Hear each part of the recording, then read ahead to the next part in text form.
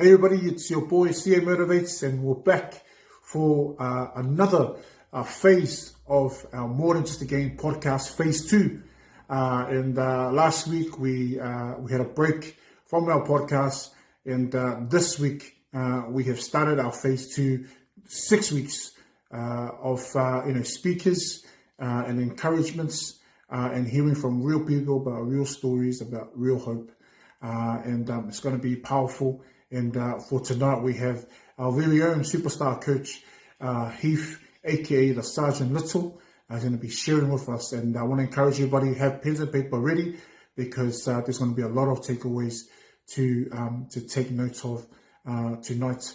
And we're also going to be I'm going to be touching on what my beautiful wife Rochelle shared on this week through the morning motivations as well. So encourage you all to tune in and to stay plugged in and switched on over the next 6 weeks for our More Than Just a Game Momentum podcast, because it's going to be awesome. And without further ado, I want to welcome Coach Heith. Let's go. Welcome everybody to another episode of More Than Just a Game podcast.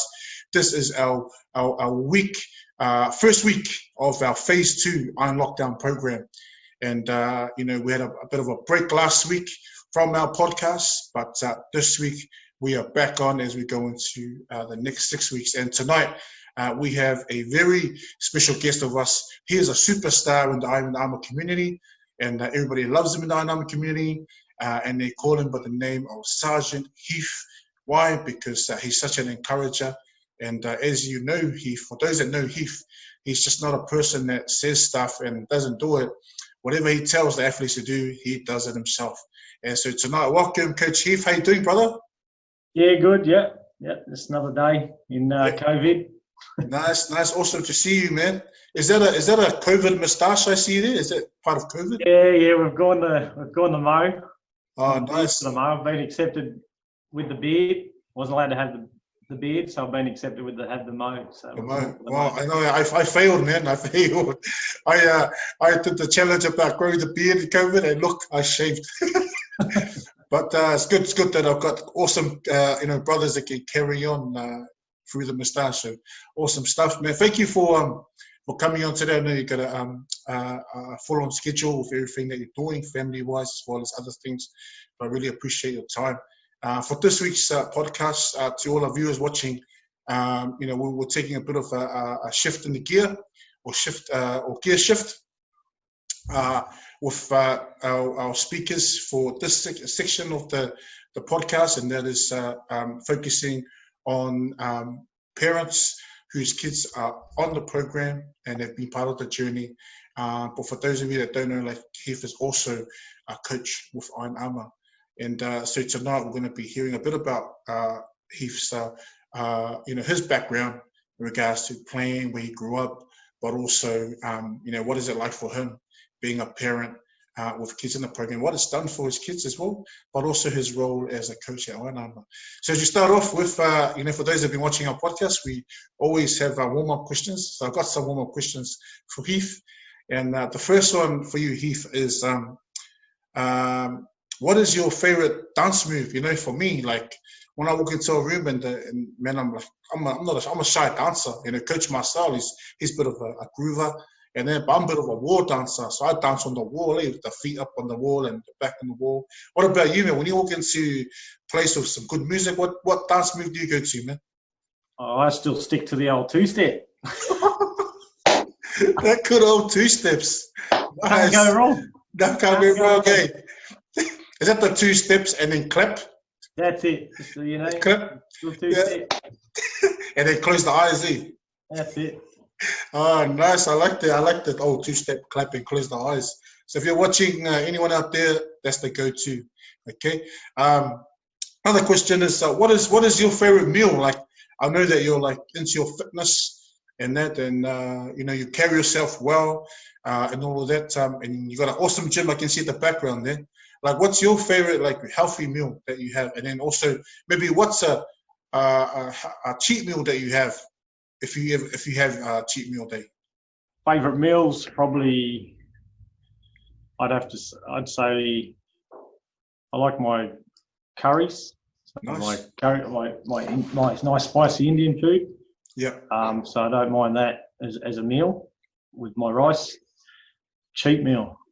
If I have a cheap meal, it's normally sometimes I'll have like a family pizza and then pancakes. Yeah. And that's probably about it. I don't go too hard on it. Yeah. But yeah, I just try to stick to that.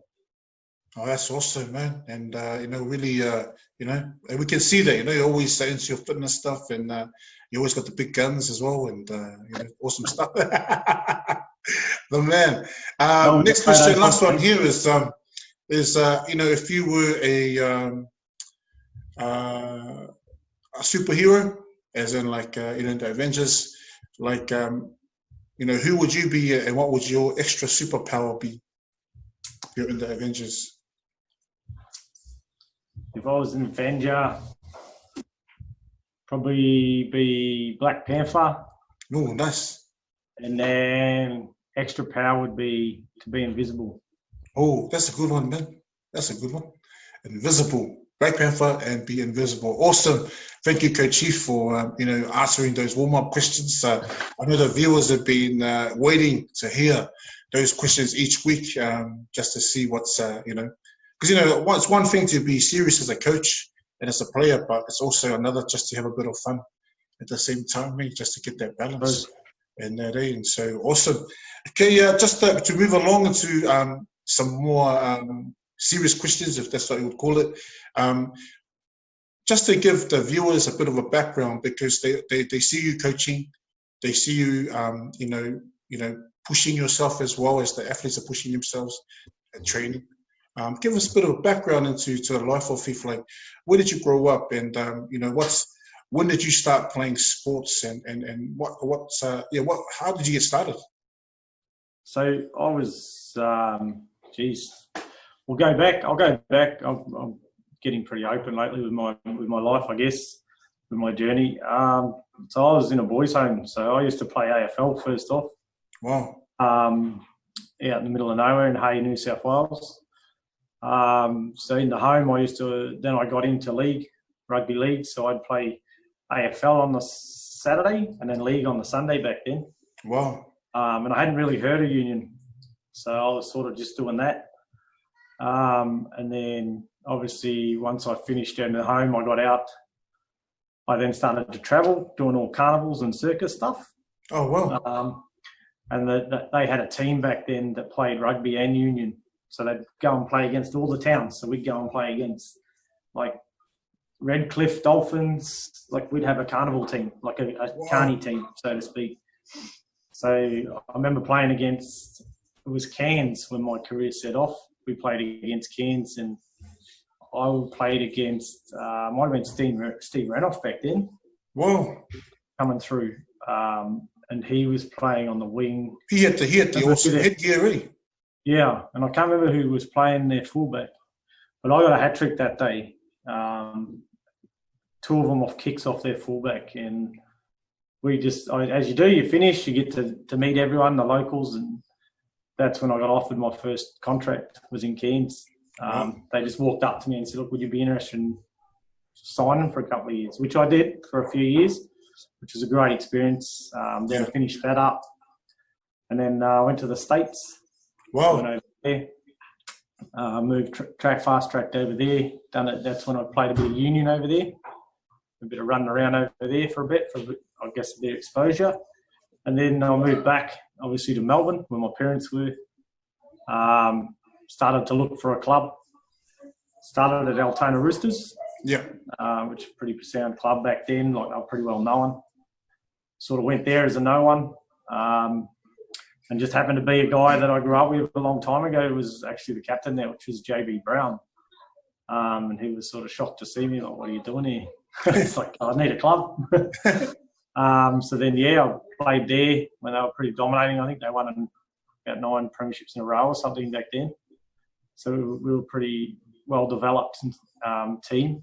And then it was one of my other now true, really close friends, like a brother to me, who you know as Lenny. Yeah, Coach Lenny's the man. Yeah, Lenny the Rock. He got me into rugby, and then I started getting right into it. And then sort of started to help out around a few clubs. Didn't expect it. Had a few parents going, "Oh, why don't you coach?" And I'm like, "Oh, no, I'm not a coach. You know, we all do it, but I'm not a coach." Yeah. No, we like what you do, and then we'll fast track it. Then I had my boys Katu and Tawhaki were playing AFL footy at the time, Oz kick and whatever, and then they had a couple of mates that come play rugby. Wow. And they never looked back. Tawhaki now is obviously doing basketball. But obviously Katu, he's been 9-armer since it first started. Yeah, that's right. And he's developed really well, which we're blessed, you know. That was pretty much my career. And then obviously we heard about Iron Armour. That's when I sort of linked up there with the kids and started coaching. My career, I had a good career. Like I retired last year at 41. You still look 21, man. Probably the hardest thing I ever had to deal with was my knee reco. Yeah. Like as an athlete. Because I had problems and didn't listen. And when I didn't listen is I just said I can keep playing, I'll strap it. And then I completely snapped it. And that was devastating for me. That was like probably the hardest thing. Yeah. But it made me that hungry that determined to get back, because I had so many people saying, "You'll never make it back, you're done. Once your knee's gone, you're done." So I ended up getting back within 6 months. I was cleared in 6 months to play again. Wow. And I'm blessed that I've had no injuries or problems since. So that was the only major injury I ever had and hurdle that I had to overcome through my career. So I guess I was lucky in that way. Yeah. I'm a back too, so I'm not up there with the big boys. So. I get to look a bit good. But, so that's probably about my background.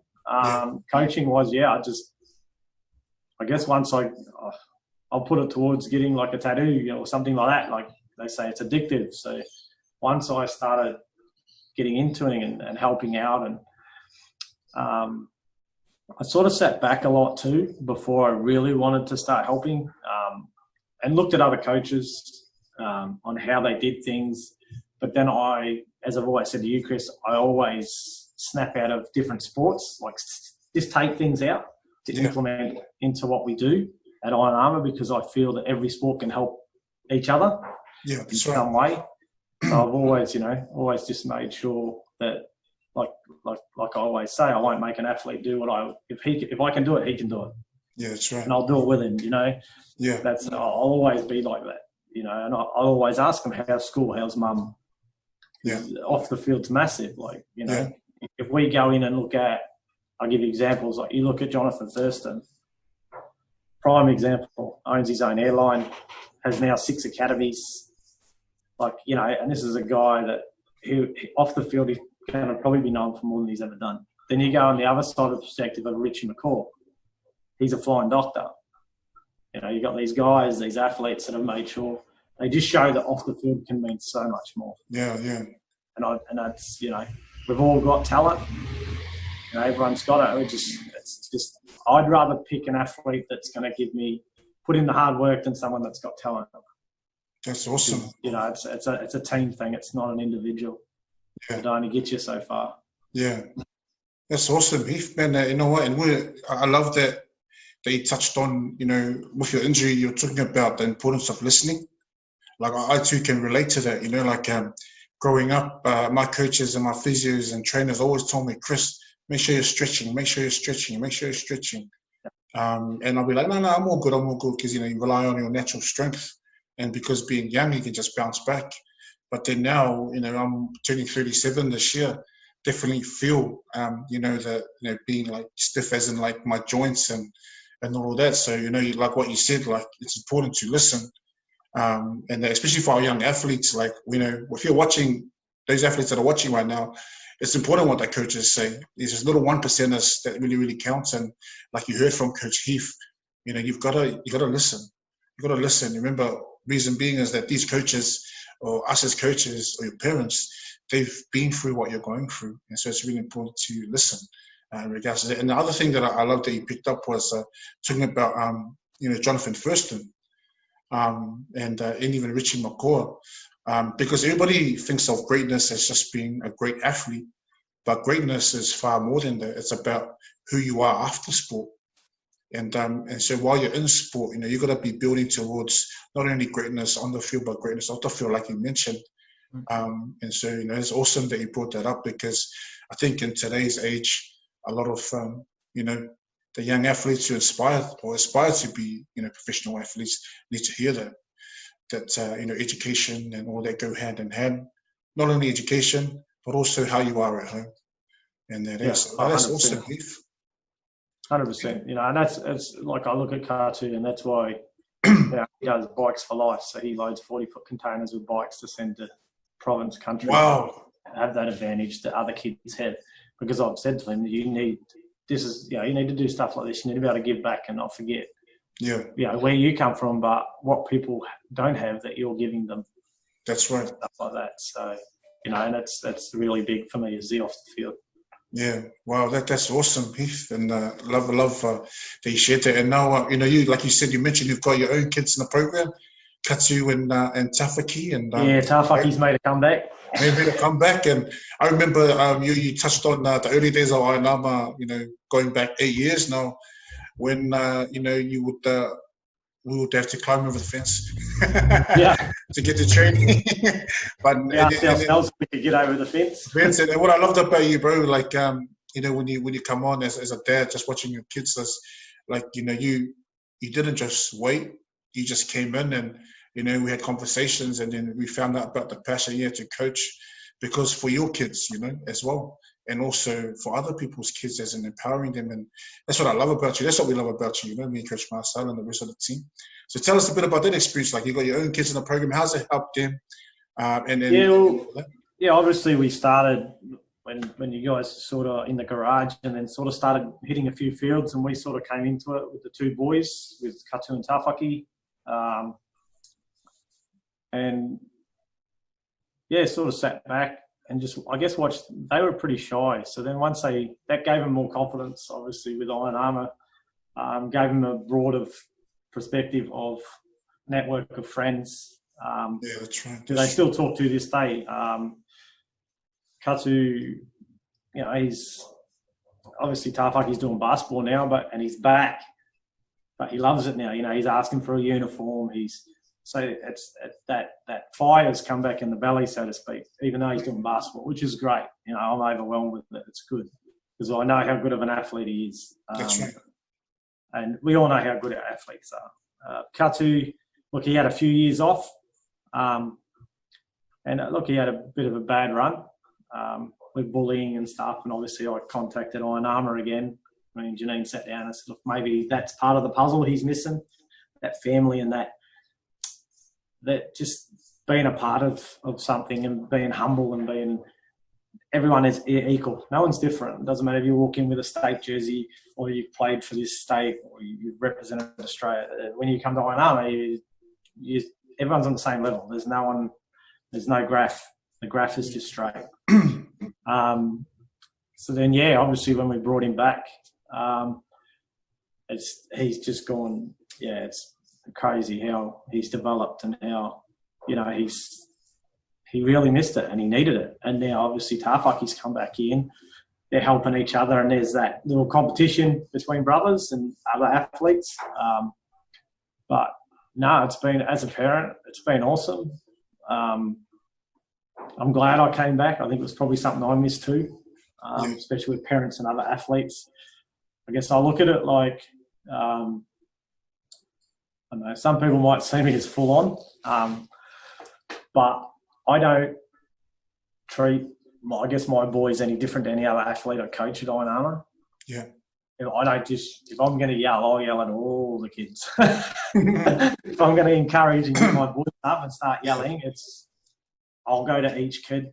I won't just sit on the one kid that I think, oh, geez, he's got talent, like some coaches do, and just stay on that one athlete. I won't do that. I'll tell them, right, number off. Okay, he's in front of you. I want you to put pressure on him. Yeah. If you pass him, then that's awesome, man. And that's how I look at it. I don't, don't pick out individuals. Yeah. Because I think the last thing I said, the last field session we said, I said to the kids after all the young athletes after I spoke to them and the parents were there, I think, and I just said, look, I guess for me, I guess I'm blessed where I get to be a part of their journey, a part of their story. They're part of their novel. I get to be a chapter in that and to be a part of that. You know, like we got the young boy that went over now in with the Blues, and you know, for him to get across, you know, I got a message from his mum out of the blue, and it was like, oh, you know, that got me teared up because it was like, as I said to them, you know, that was him. He put in the hard work. He had the talent, but he committed and he put in the hard work, and look where he is now. That's right. You know, the other day when I spoke to you, and this is going back to Katu in regards to testing. I tested him with the Bronco on Bowden Barrett's time of 4 minutes 12 and 5 minutes, and he'd only be 6 seconds under it. You know, and he's come a long way from there. So maturity wise and developing as a person, as a young man and as young athletes, Iron Armour has done immensely for my kids, you know. And especially for Dede. Dede was there for a bit, and she's probably looking to come back now because she's 6, but she plays under-9s netball. Wow. So, you know, and she's always asking at the moment, you know, when do I get to do Iron Armour? So she'll probably end up coming back too. So for me, it's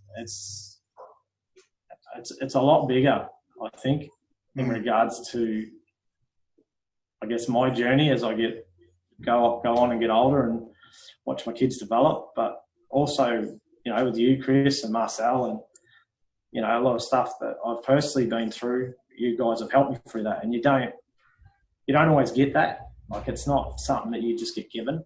It's, you know, you got to respect and you got to work on things like that. And I guess I'm blessed where, you know, I've got you guys as family that have sort of helped me. You know, we help each other through some rough patches, but we get there, you know. And that's right. Yeah, you won't ever forget that. Now, we're so blessed to, you know, to be on the journey with you. Like, you know, we always said it's more than just a game. You know, it's more than just what we do on the field or setting up cones. It's all about life because, you know, and you know this, bro, our message from the beginning has always been that life is the biggest game that we can't afford to lose because life is going to tackle us. Life's going to throw punches at us that are going to knock us out for 6. But then it's, you know, what are you going to do? Are you going to get back up and go again? Are you going to stay down? But what makes the journey awesome is like, even for us, you know, with you and the coaches that we have on board, is that we get to get up and we walk with coaches who, you know, are hungry to win life, despite the challenges and that. And, you know, we're so blessed to have you, brother. And, you know, we always, in every team, there's going to be a sergeant, man. It's going to be a sergeant, you know, and that's who you are for us and all that. And we really, really appreciate you, man. So just any encouragements for any parents out there, like, who are on the journey with us, who are newly on the journey with us, any encouragements for them? I guess at this time, with everything that's going on, the last Saturday we had our first field session. I was out there with Marcel, which was good. We had a bunch of kids, and we got a lot of good feedback out of that. So I'd say for parents, like even on Saturday, even if you just come down and have a look and see how we're social distancing and how things are working, because we got a good feedback from the parents that were there. And be patient too. Like, there's a lot of stuff going on at the moment, so you know it's good to get the kids out. We all know they've got these little controllers and these things going on at home, and as a parent, you know, not one of us will deny we get frustrated with it and we want to take the controller. And I guess it just comes down to just restructuring and breaking it up and saying, right, we're going to Iron Armour today. We're going to go down and have a look because they've started back on a field session, and just have a look at it and book it in. Like, it gets them back around with the guys that they were training with, and I think you'll find your kids will get they'll develop a lot more. Yeah. I know personally, I've had parents pretty much ask me to move into their house because the kids listen, whatever that means. But it's just, I believe that Iron Armour helps. We help them grow as a person. but also to respect, their parents, because without you guys, they ain't got nothing. They don't get to do these things. And there is a lot of academies out there. Don't get me wrong, there's a lot of academies out there. But remembering non-funded academies is a lot different to a funded. Yeah. And I think, with our record, it speaks for itself in regards to tournaments and what we've developed in the short amount of time that we've been around. Yeah. It's, for me, it's just, you got to be patient. Come try it. There's no hurt in trying, and we're happy to let kids just come and have a run and see what you think. And if it's something you're interested in, then we'd love to have you as another family member. Because Chris, you, me, Marcel, Rochelle, Emma, to us, they're an extended family of our kids. That's right. That's what it is for us. But just, as I said, to be a part of their journey and their story is what gives us, makes us humble in who we are. How do I know? That's awesome, man. Man, I love what you shared, and thank you for always supporting. And like you've said, if there's any parents out there who just newly joined us, one thing we always say, and Heith knows this, just trust the process. Just trust the process, and all that, and we'll get there in the end. But the biggest, like what Heith was saying, is the biggest thing that comes out of it is that we become family for life. And then you can go away and then come back, and we'll still treat you like as if you were there the day before. But nothing changes in all of that. Say, and awesome, Heith. Just our last question, Heith, for our catch up is this is for the athletes. Like from you, Coach Heith, the sergeant. Okay, if you were speaking to the athletes right now who are watching right now, and they were in front of you, like what's one or two things that you can encourage them with to continue to build momentum and maintain momentum in this season? Like right now, we don't even know when junior rugby and league is still up in the air. We don't know what's happening, but what can you encourage them to stay focused on in this time? Well, the only thing I'd say is, as an athlete and as a young person now, this is probably going to be the biggest test of your life. Just because the situation we're in with COVID, and kids are you're learning from home now. You're not at school. The interaction's not there, so the focus is a lot different. So I'd say, if in this time, if you've been able to or are able to structure your day, each day you do, as in, okay, I've got my school, I get my schoolwork done. Okay, I've now got my link in with Iron Armour, I'm going to do my workout, or things like that, and start structuring stuff a lot better for you. It's going to work, because you'll find you'll actually be better for it when you do come back into normal. If you do make it to that next level, that dream, that goal that you have, and you're already going in with that prospect of I've structured my stuff out, your coaches are going to go, well, this kid's, he's worked it out. He's really switched on. He's like, he's well developed. He's not lazy. His times are on tap. And that's what I'll say, is that you should be really structured now. I guess when you do come back and I do get to see you, I'm going to come for you. There's no ifs or buts about that, because I'll know if you haven't done a walk or a jog or something. It's not hard to go out for 10 or 20 minutes and do something. Not all of us have got a gym, and I accept that. But it's not hard to go for a run, or you are allowed a few mates now to go down the field and do some stuff, and it's not that hard. Like, you just need to keep on it and trust yourselves, and trust us, because we know that all you athletes have got something in your journey, or something that's going to help you make it. You've just got to believe. Amen. Don't let anyone tell you can't, because it's not right. Well, that's leave you with that. That's great advice, Heith. You're right. You're so true. Like, now they should, like, athletes should be more like, have a better schedule, because of what this COVID time has done. And like you're saying, like, you don't have to have a gym, but if you really want it bad enough, you get out there and go for a run. And I think Shell, she shared on our morning motivation this week, she said that build habits of success, and success will always follow you. I think that's what she said, something along those lines. And like you're saying, exactly like those habits of success, as in creating that schedule, getting out and going for a run, doing your schoolwork, doing your chores, and that's the foundation or the stepping stone and to success. So, I really appreciate our time today, Heith. Any final words? Probably the only thing I'll leave it with is I honestly can't wait to get back on the field. Yeah. With all the guys and obviously all of us. It's probably going to be a little while.